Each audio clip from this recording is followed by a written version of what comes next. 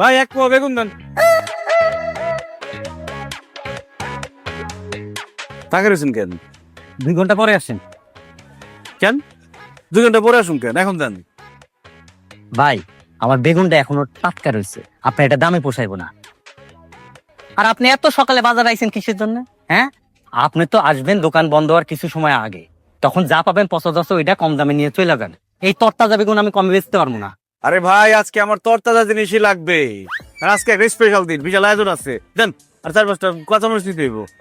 সূর্য আজকে কোন দিক দিয়ে উঠছে? আপনি 2 পদের সবজি কিনবেন, তার সাথে 4-5টা কাঁচামরিচ। আপনি তো 2টা কাঁচামরিচের বেশি কখনো কিনেন না। আরে ভাই দিন কি সবসময় সমান যায়?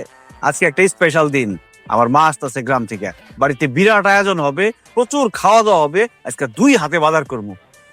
1 পোয়া বেগুন আর 4-5টা কাঁচামরিচ দিয়ে বিশাল আয়োজন করবেন। আলু আছে না? আলুর কথা কি কইবো?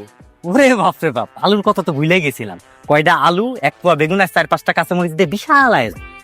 জি ভাই একটা দিন আমার দাওয়াত দিন তো আপনার বাড়িতে। আমি খামু না, আমি খালি দেখমু যে আপনি এই কয় পদের জিনিস নিয়ে কেমনে এত বড় আয়োজন করেন। আমার বউরে একদিন আপনার বাড়িতে দাওয়াত দিন। আমার বউ গিয়ে আপনার বউরে শিখাই দিব কিভাবে কম জিনিসে বিশাল আয়োজন করা যায়, মিতব্যয়ী কিভাবে হওয়া যায়। আর তাদের জিনিস দেন। ঠিক আছে ভাই, আপনার সাথে আমি কথাই পারবো না, আপনার জিনিস আমি দিতেছি। এই যে একটা বেগুন,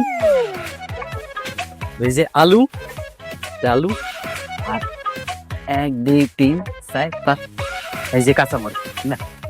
কত হয়েছে? 52 টাকা ভাই। এই নেন। আর 2 টাকা কই?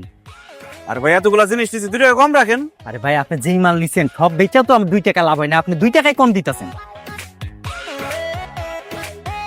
এই নেন, একটা কাঁচামরিচ ফেরত দিলাম, 2 টাকা হয়েছে। নেন।